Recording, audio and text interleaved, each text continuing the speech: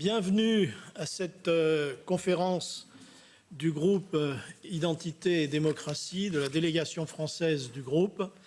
Nous avons le privilège et l'honneur et l'avantage de recevoir ce soir le docteur Whalid Phares. L'objet de son intervention, l'échec de l'Union européenne et de l'Occident dans la lutte contre le djihadisme.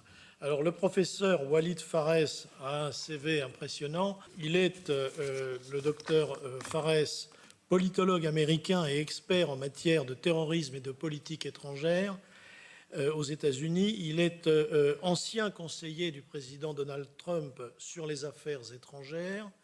Il a été aussi ancien conseiller de Mitt Romney, le sénateur américain pour les problèmes de sécurité nationale. Il est toujours, M. Phares, secrétaire général du TAG, c'est-à-dire le Transatlantic Parliament Group, ancien conseiller du Anti-Terrorism Caucus de la Chambre des députés américains, professeur auprès de plusieurs universités, grand chercheur auprès de fondations. Il est aussi conférencier auprès d'agences gouvernementales aux États-Unis, notamment le département de la sécurité intérieure, le FBI, la NSA, la Defense Intelligence Agency. Il est l'auteur de 15 livres sur des affaires de politique étrangère et le Moyen-Orient, expert auprès de Fox News, etc., etc.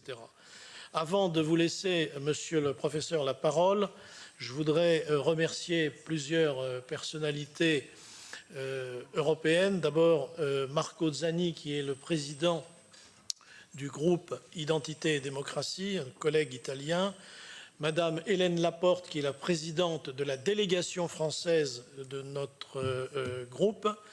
Remercier aussi les collègues députés européens, parlementaires européens qui sont présents dans la salle. Remercier les collaborateurs qui ont participé à l'organisation de ce colloque.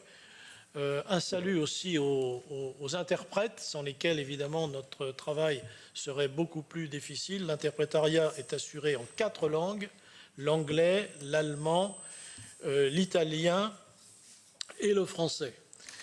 Nous sommes ici dans les locaux du Parlement européen à Bruxelles. Je sais que M. Phares, lui, est de son côté à Washington.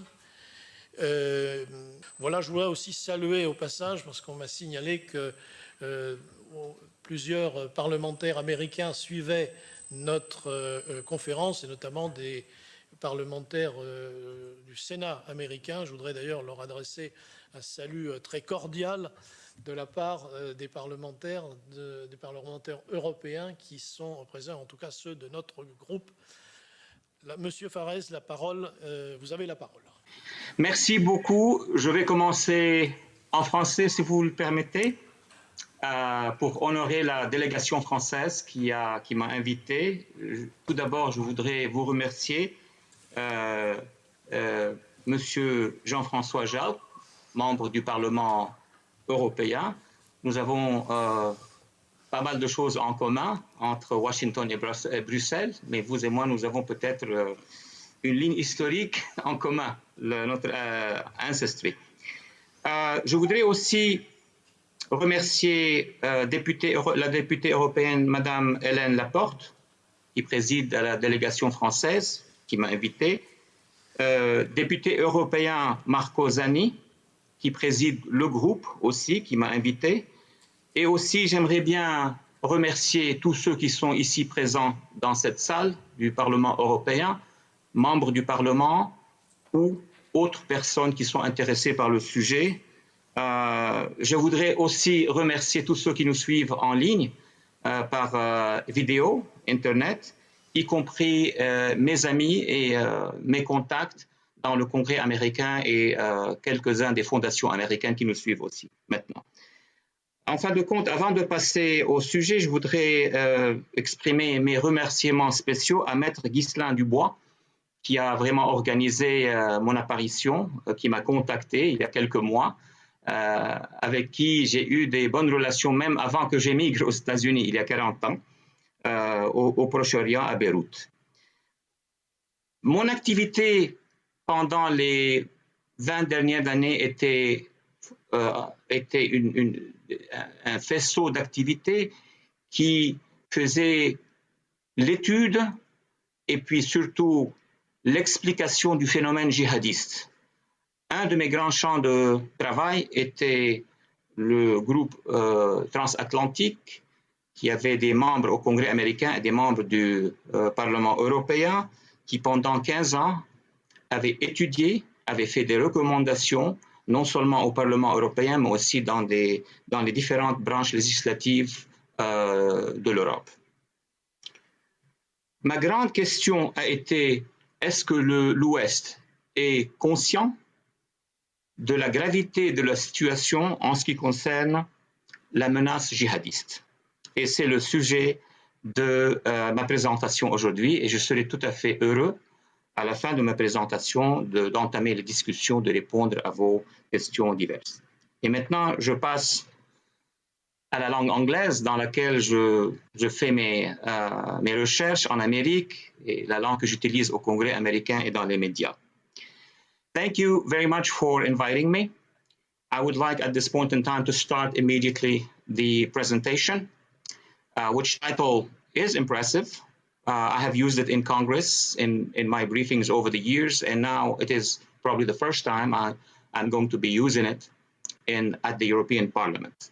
The failure of the West, obviously the West includes Europe, the United States, but also Canada, Australia, New Zealand, and those associated with the West in the fight against terrorism, specifically since 9/11, but even before that time. The question is, next slide, please. What went wrong with the West? I know this was the title, very close title to the book by the late historian Bernard Lewis, with whom I had good friendship and a lot of exchanges. What went wrong in the Middle East? His book was about what is it that allowed the jihadist movement and all phenomena associated with the jihadist movement to actually stop the transformation or the faster transformation of the Middle East into what is acceptable in the international community, the values of human rights, international law, how the jihadists in the Middle East were able to stop or break that advance, which was supposed to happen after the collapse of the caliphate or the end of World War I. So that was his book. In a series of books myself, I have been questioning why is it that the West wasn't able during that same time, or at least since 9/11, to be able to understand what the jihadist movement was all about, strategically speaking, to counter, to present the right strategic policies, to face off with that threat, and to help those in the Arab and Muslim world who are fighting the same threat to be able to achieve victory. And why am I asking this question? Because we are 20 or 21 years after 9/11. And what do we see 21 years later? Almost unimaginable. The Taliban are today in control of Afghanistan in 2021. We all remember, as Americans, Europeans, and associates, that we went to Afghanistan. We've committed to defeat the Taliban, which we've done. Our militaries have done a great job. It took them maybe 2 months, and the Taliban were removed from power because they were responsible for 9/11, as their allies, Al-Qaeda, later on were responsible for jihadi strikes in the heart of Europe and elsewhere around the world. How is it that trillions of dollars and euros, 21 years later, with all the sacrifices, the losses, human losses, and of course, the valuable time that we spent in Afghanistan, the jihadis are back? Because in my view, the Taliban may be now recognized, at least by the United States and some of its associates in Europe, as the government, de facto government in Afghanistan, but that does not change them from Taliban to liberals or to conservatives or to normal political parties? That's the first question that prompted me to ask this next question about ISIS after 5 years, half a decade of fight is coming back. It is coming back in Afghanistan. It is coming back in Syria and in Iraq. It has metastasized to other countries in North Africa and the Sahel and beyond. Another question, how come that the Muslim Brotherhood militias are still operating in Western Libya, are still operating in northern Syria, are still operating in many spots in Yemen to other countries around the world, though it has been, this organization has been presented in the West on both sides of the Atlantic as a group of reformers. Another question of concern to the Europeans, France and other countries, but also to the United States, why is it that the jihadists are on the surge in Mali, in Chad, in many other Sahel countries, and have not been contained in Nigeria with the Boko Haram?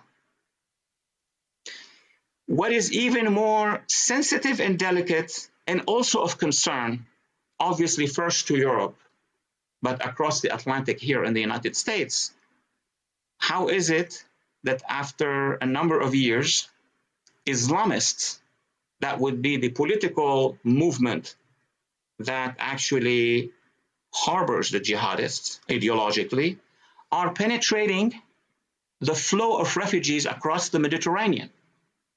The one coming from North Africa, the one coming across the Aegean Sea. Next, please. In my view, after 30 years of research and work, 14 books, as it was mentioned, multiple interventions in Congress and in, of course, in the European Parliament and other legislative branches, the question is, why is it that since the end of the Cold War, where we were supposed as international community, as West, to be able to focus and understand the threat, during the Cold War, it took few years, maybe 1, 2, 3 years, to figure out what was the strategy of the Soviets. At least in America, in late 50s, there was a clear understanding, and then strategies were developed. Why is it that we are now decades after the end of the Cold War? The West is still confused about the threat. Imagine, for example, that in some quarters in the West, there is a different understanding of what that movement is, despite the fact that the movement says exactly what it is. We call some of the jihadists as revolutionary groups, as during the Arab Spring in Libya, in Tunisia, in Egypt, in Syria. We see specifically that Western media on both sides of the pond is actually confusing the public about what the Islamists are. And that's very specific doctrines and ideologies. So if we read the New York Times, the Washington Post, or some of the press outside the United States, we see that at one point they are seen or presented as a normal, natural reaction to ex or former Western imperialism or to social conditions. But their ideology is not presented as sui generis, an ideology, a totalitarian ideology, in parallel to the previous totalitarian ideologies that the West has encountered. We also see that Western academia, universities, where I have been teaching for many, many years, is confusing its own classrooms, not just about what is the jihadist movement or its ideology, but about its history.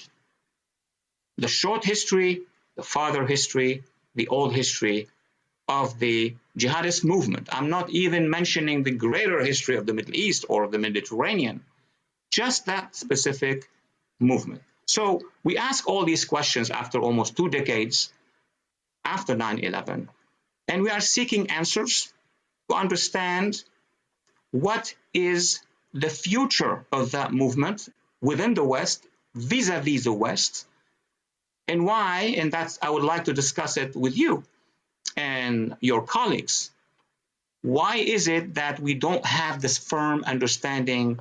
Is there a war of ideas about it? In 2005, I published a book, Future Jihad, Terrorist Strategies Against the West, where I argued that the core of the problem, that was 4 years after 9/11, the core of the problem, as it appeared to me then in the United States and partially in Europe, is the actual understanding of the jihadist ideology. Now, I know a lot of work has been done, especially in Europe, but also in the United States, in trying to explain what it is. It hasn't been fully explained to the public because of the two problems that we have in the West. That's media and that's academia. But what was not really understood and less explained are the strategies. How do they operate? When are they on the offensive? When are they on the defensive? What are the long-term goals, the middle-term goals, the tactical goals, their camouflages? And ironically, over the past few years, since the rise of reformers in the Arab and Muslim world, and with the input of experts and linguists and intellectuals who either come from minorities in the Middle East, so they have the advantage of language, or from the Arab and Muslim world who have opposed the jihadists, we have a better understanding of their strategies from where they came. So what is blocking this understanding of these strategies, and therefore not allowing the governments in the West and the regional organizations and the international organizations to adopt the appropriate counter strategies to defeat that threat? In fact, I argue in my next book, The War of Ideas, in 2007, that behind the actual war on terror, there is an actual jihadi war of ideas, meaning that other camp, these networks and regimes at times, are actually waging a war of confusion so that the American and European public actually doesn't understand, so that in those democracies, in our democracies, where we mandate the elected government to execute a policy, since the public doesn't have a great understanding of what it is because of what I have mentioned, then the governments either do not adopt the right policies, and the greatest example, the most dramatic example, was allowing the Taliban or transferring power to the Taliban in Afghanistan. I have a long list of other examples. Or the governments striking deals with these Islamist movements, should it be within the West or in the rest of the world, empowering them, imagining or projecting that these are appropriate partners. So that war of ideas summarizes in the fact or the reality that the question says how the Islamists and jihadists weaken the resolve of their opponents. How do they weaken the resolve of the West, of the public in the West? First, mentally, by creating that confusion, which we've seen. I mean, we've seen most of these techniques and strategies during the Cold War with the Soviets, and with the Chinese, if you want. After mental confusion comes terror by waves, and then, when possible, geopolitically. So let's go to the genesis. We're not going to spend a long time because everyone, I assume, in this wonderful audience or group are well informed and well-educated and well-read about the matter. But I like always, when I discuss these issues, to have a common understanding with the individuals I am engaging with, so that we move together and see what went wrong. It is clear, nobody even questioned it, that there is a common historic goal for all jihadists. That goal is not to establish a more equal society or a better industrialized society or better governments. That one goal has been and continue to be, since the 1920s, the re-establishment of a jihadi caliphate across the board. And once that jihadi caliphate is re-established, it would take 5 years, 10 years, 20 years. Time is the limit. Make it into a superpower. So they do have geopolitical ambitions, but the road to achieve these geopolitical goals has multiple routes, multiple ways, tactics, and strategies. That's point number one, so we can understand the evolution of these movements. Next slide, please. The jihadist movement, the modern jihadist movement, and I'm sure you have read tons about it, actually started with the collapse of the last caliphate, last normal caliphate. Caliphates have been the product of dynasties for 1,250 years of actual history. So that will be the equivalent of how empires and kingdoms, sultanates and khans have operated in the old system of international relations. I'm not here to discuss that matter. I would be happy to do it, but in different settings. The roots and genesis of the jihadist movement that started in the early 20th century, specifically in the early 1920s, in multiple spots in the Middle East, happened as a result of the Ottoman Empire. How? Those ideological forces, which I'm going to name in a few minutes, did not accept the principle and the idea that after World War I, with the rise of the League of Nations, and then later on after World War II, with the rise of the United Nations and international law as we know it, we may like it, we may dislike it, we want to reform it, that's a different question. But the principle and the concept of having an international society based on nation states or regional organizations, that is something the jihadists of the 1920s have rejected. So the goal is clearly everything that was established after 1920-24 with the collapse of the Sultanate in the Ottoman Empire in Istanbul is to be rejected. And every move and action and activity and effort and energy by the Islamists in general, the jihadists in particular, is to bring down that order, beginning in the Arab and Muslim world, and replace it with a caliphate by way of violence, by way of ideological recruitment, or by way of elections if needed.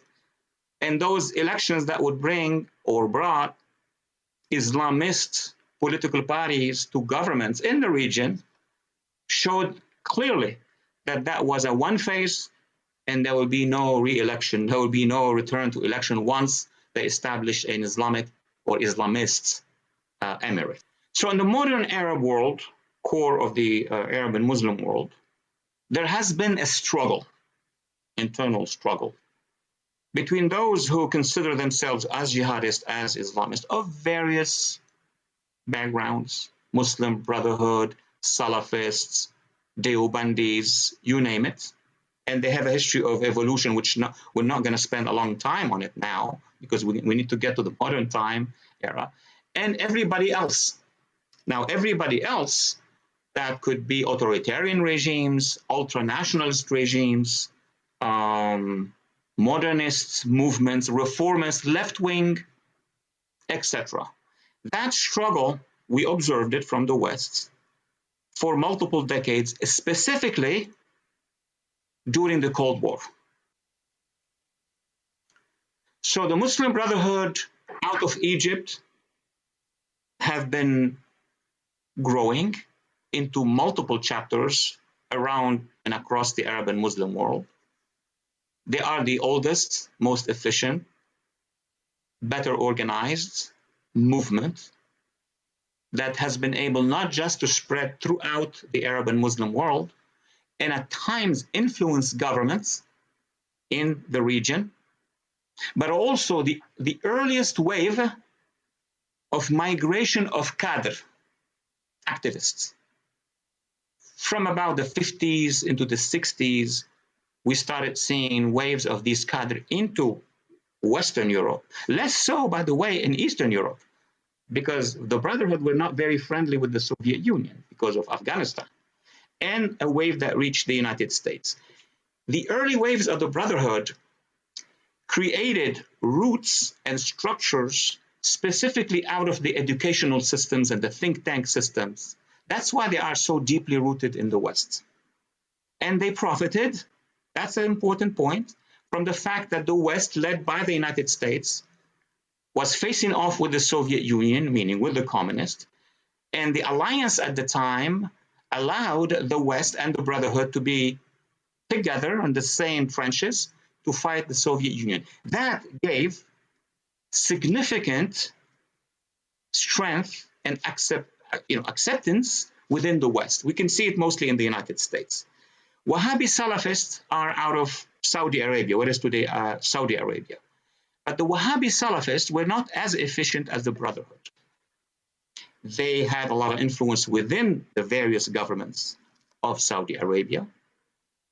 They have been able to fund movements, Islamist movements around the world, including the Ikhwan or the Brotherhood. But most recently, obviously, with the rise of the Arab coalition, they are losing strength, and I will be happy to talk about it. Deobandis are very comparable to the Brotherhood, but they operated out of India, Pakistan. They are the ideological ancestors of the Taliban. So these are the three streams that basically rose from the region throughout the Cold War. We need to be very careful about terminology. I know in Europe, the experts are very precise about the words being used, more so than within the US, but in the US you have now an awareness as to what words means what exactly. Islamists is the largest pond. Islamist means, that's different from Muslim, that's religion. Islamist is a movement which at the end of the day calls for the return of the caliphate. The Salafists that are part of the Islamists, very specific part, call for the same principle, return of the caliphate, but in the same fashion it existed before, originalist. The jihadists are even a narrower form of Islamist Salafists who wants to achieve that goal, but with jihad, with violence, with war when needed, with battlefields. And last, the narrowest, are the Takfiris, who are jihadists who will not accept any concession, not just to what they call the infidels, but to Muslims who do not abide by the rules of the jihadists. So it becomes somewhat comparable to the Marxists, the Bolsheviks, the Trotskyists, that kind of a cone that goes from the wider to the narrower. So the view of the jihadists and of the Islamists is that the world is divided in two zones. I assume all of us know what that means, the world where they want to establish the caliphate and the world where kuffar or infidels are. That's a very wide concept. The first move by these movements is to the unification of caliphate lands. So we have a map of what they want to achieve eventually. Not easy, but that's a goal. For example, when ISIS was established in Iraq and in Syria, what was the next move? Is to unify those two emirates in one, and that one was called the ISIS-Daesh Caliphate. So you will see it in almost everywhere where the jihadist Islamists can establish an enclave. If in the Sahel they can establish multiple entities, eventually they would like to federate them into Sahel Caliphate. Same thing would be done in Nigeria. Now, the big question is going to be, but I'm not going to answer that one now, if the Taliban are on both sides of Afghanistan and of Pakistan, and the Pakistani authority needs to think about it, would they want to or try to achieve a unification between the two under Taliban rule?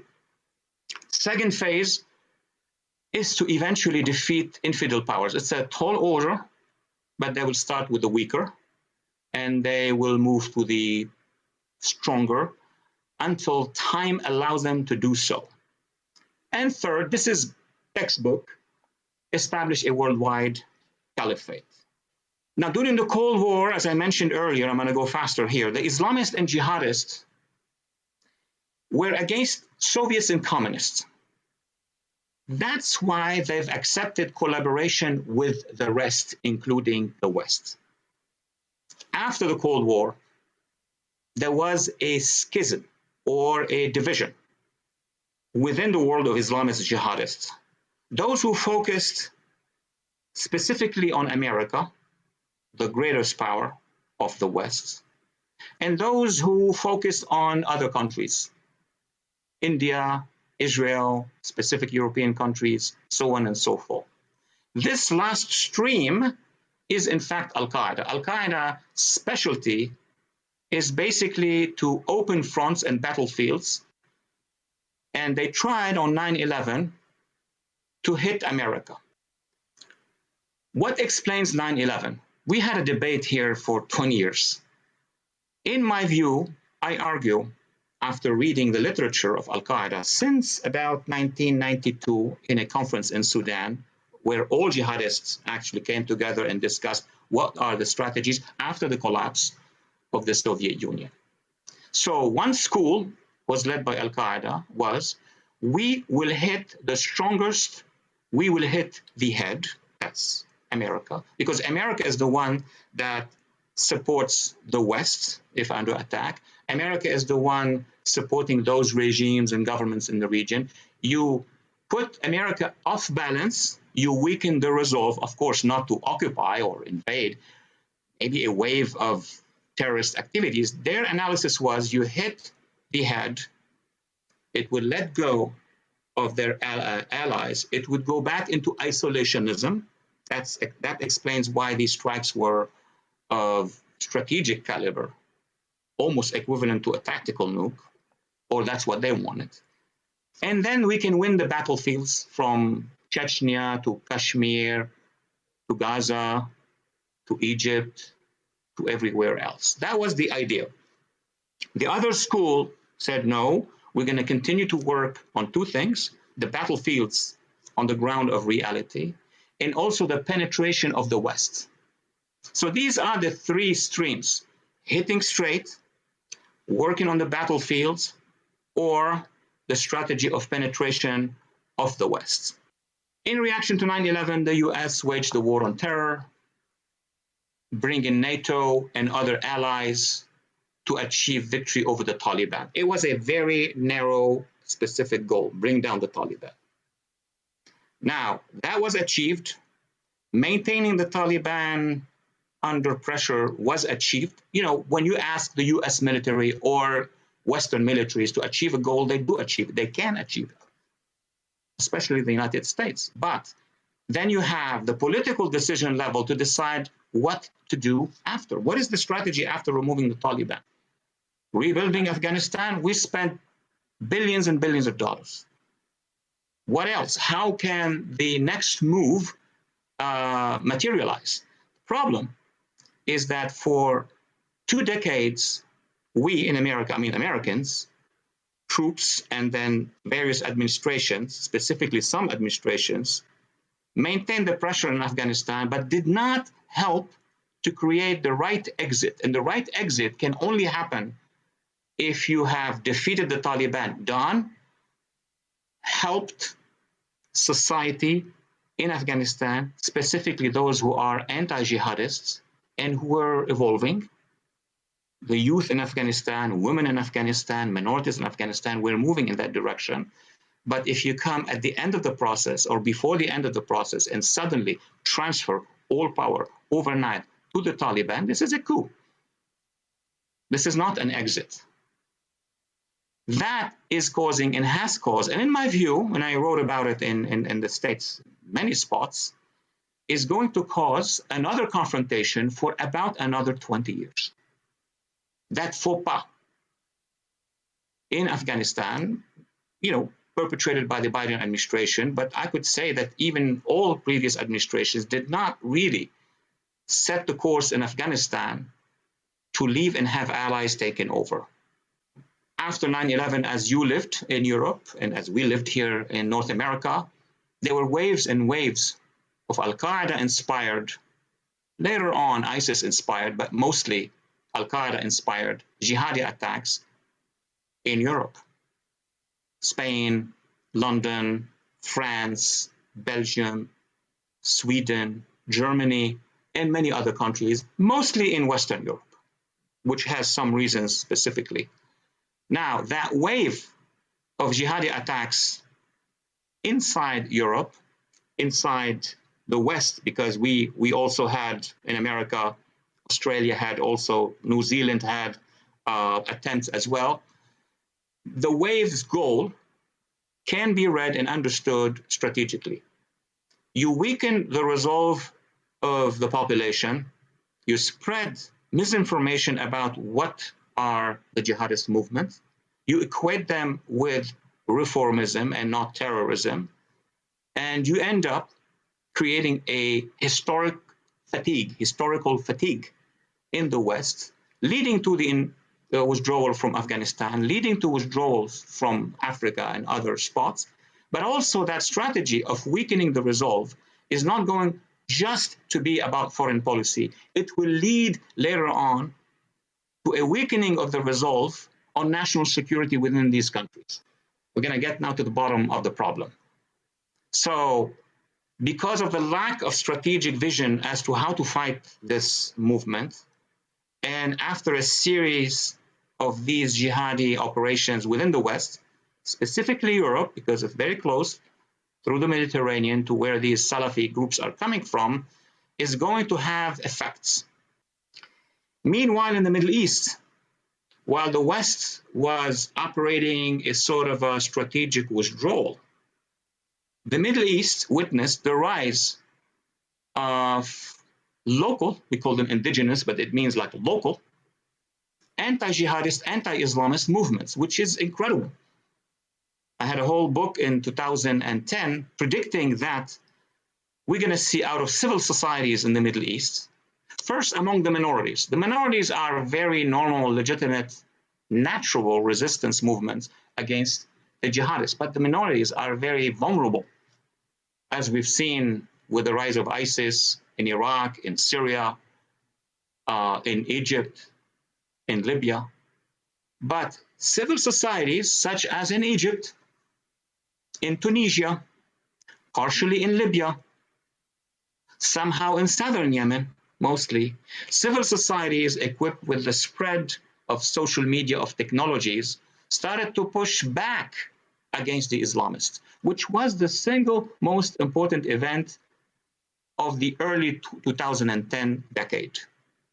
I'm going to mention at least one example. In 2013, a revolt or revolution by the Egyptian people, led by journalists, artists, lawyers, workers, rose against the rule of Mohammed Morsi of the Muslim Brotherhood. It was live on TV. 30 to 33 million Egyptians demonstrated on the streets of Egypt against an Islamist regime, which was ironic because in Europe and partially in the United States, Islamist lobbies were arguing that their movements are representative of the majority of the population in the Middle East. That is not the case. They are representative of the most organized forces in the Middle East, across the Middle East, more or less, yes. But natural civil society, if it can connect with each other, if it has bridges to the international community, if it has visionary people, some reformers, can organize that rise. It was argued that what happened in Egypt was a coup. Coup couldn't have worked in Egypt. Because as we've seen elsewhere, at least the US administrations would have blocked any movement by the army, as they've done before under Mubarak, to move in any direction with sanctions and what have you. Same was about to happen in Tunisia. It was the move of the population that actually gave the protection for the armed forces to protect that population. And after 3-4 elections, referendum on the constitution, re-elections of presidents and of parliament, that it was solidified that this was the expression of what civil society wanted. Of course, these governments that were able to defeat the Islamists, and now we see it happening in Tunisia, are not the perfect governments. I mean, our Western governments are not the absolute perfect ones, so give them some slack here. But that was an example whereby local communities were rising against our joint foe, our joint enemy. Problem was, ladies and gentlemen, that for 8 years, we had an administration, the Obama administration, which actually had a different bet in foreign policy. And some have shared those views, but not all of the governments in Europe. And the bet was that we partner with the Muslim Brotherhood. We consider them the moderate versus Al-Qaeda. That was a product of thinking coming from campuses, from the universities. And who has the influence on Middle Eastern studies in universities? The Brotherhood. So the Brotherhood influenced the thinking in academia, that influenced the thinking in administration, and translated into policies that strengthen the Islamists in the Middle East. So yes, that was the rise of these civil societies, which led to civil wars in multiple places. But there was a policy that did not sustain a real resistance against the Ikhwan or against the jihadists for 8 years. Came 4 years of the Trump administration, and you know the story. I mean, it's in the news. There was so much internal strife and opposition against the administration of Donald Trump, whereby most of the time was consumed in the administration defending itself. There was a whole vision in the during the campaign, the actual campaign, that immediately on arrival, the administration is going to take measures in reform of academia. It's going to take measures in confronting the Islamist influence, lobbying, and also take action. The only strong action that was taken, and it was strategically to the benefit of Western strategy, was to physically defeat and dismantle the ISIS caliphate in Syria and Iraq, to the advantage of the administration. The administration was waiting for another 4 years to engage in a real war of ideas. Those 4 years were not given because they lost the elections. ISIS gave an example to the West of what it would achieve anywhere where the jihadists would achieve victory anywhere, they will establish a caliphate. We've seen it in this ISIS, we've seen it in Al-Qaeda in Iraq, and now we are witnessing it in the return of the Taliban to power in Afghanistan. So that map is the future of what we're going to see in Afghanistan in the next months, I would say years. Next slide. One of the thousands of maps distributed and disseminated by jihadists and by ISIS. It's not. Whalid, excuse-moi, est-ce qu'il y a encore moyen de terminer d'ici 3 ou 10 minutes? Oui, la conférence elle-même. D'accord, merci. Non, tout à fait, tout à fait. Being equipped with American weapons is going to be a major problem because it's going to change the balance of power. The Taliban state will regather the jihadists and will launch new terrorists against the West. Not the regime itself, but the international jihadi movement. And this is the concern with which I am going to be closing my remarks. It's about what we are going to be seeing in the future. Any jihadi movement overseas will consolidate its efforts and will prepare and organize, basically, a rush towards the West, either by way of violence, as this cartoon shows, or, we're getting there, by using a jihadi weapon of migration, which I would like to expand if there are questions.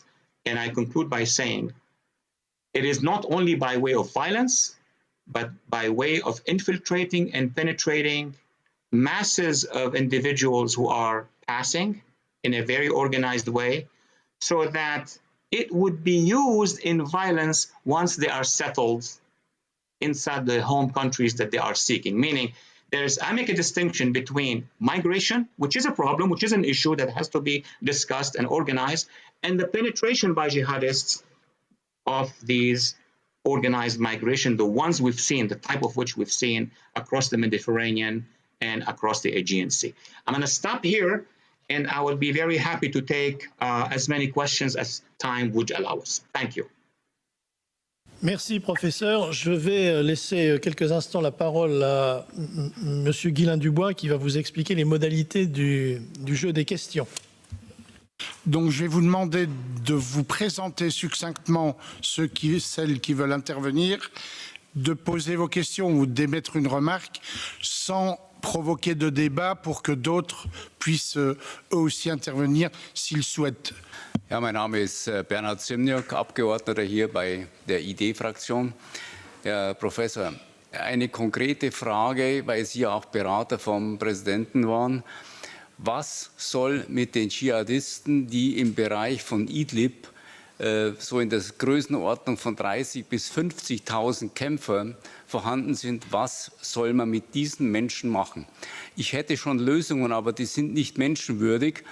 Es sind ja auch dabei Kämpfer, Frauen und Kinder. Wie kann man dieses Problem lösen? There's still one problem left in the area of Idlib.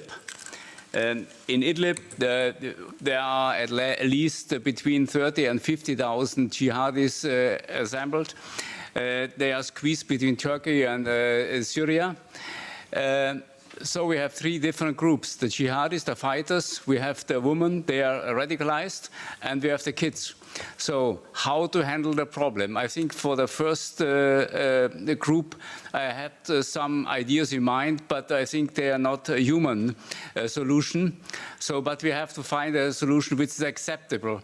And that means we have to solve a problem, not postpone, and to increase the problem with the later jihad war later on. Okay, thank you for the question. This is not an answer I have ready. It has a lot of regional problems, and it has significant a number of choices to be made. The regional problem is that these militias of jihadists in the Idlib area, all the way to the border between Syria and Turkey, without being supplied, without having a power that is allowing them to circulate and replenish them, which clearly is Turkey in this case, because they are completely surrounded. If they go south, they have the Assad regime and the Russians. If they go east, they have the Kurds, the SDP. And if they go north, they have Turkey. So the first question is, what can be done with regard to Turkey, so that there will be a understanding with the Turkish government that this enclave, these jihadists, should be dismantled, not the population, but the jihadists. Now that brings back the question to Washington and, of course, to the European Union. What is the state of policy now regarding Turkey? Is there enough influence to convince Ankara that this should be done? Obviously, I know the answer. It's no at this point in time. Otherwise, it would have been done before.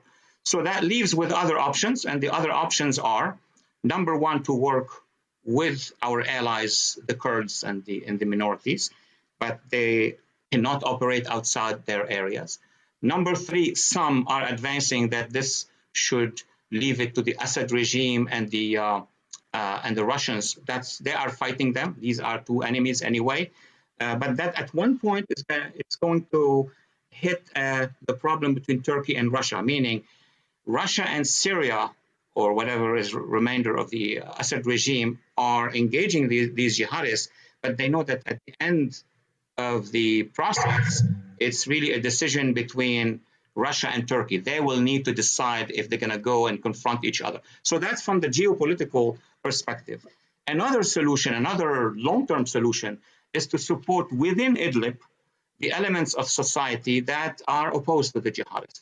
Now, you divided them in male jihadists, women, children and rest of the population, those who control are the male jihadists. They have the control, as we've seen elsewhere. So this is the best I can provide in view of the difficult geopolitical situation. And I add one point, that reservoir of jihadists is sending hundreds, if not thousands of them, number one, to Libya, which is creating another enclave, and number two, to those passages between Turkey, the Aegean Sea, and of course, to Europe. Vous avez été particulièrement clair et éloquent, puisque votre discours n'a pas l'air de susciter d'autres interrogations pour l'instant. En tout cas, je voudrais vous adresser mes plus chaleureuses salutations. Madame Le Pen m'a demandé d'ailleurs de vous les adresser, bien qu'elle soit très occupée par sa campagne présidentielle. Elle vous assure d'ailleurs du grand intérêt qu'elle porte à votre expertise, qui est précieuse tant pour les patriotes européens que pour les patriotes américains. En tout cas, merci beaucoup, professeur, et à très bientôt et à très vite. Merci.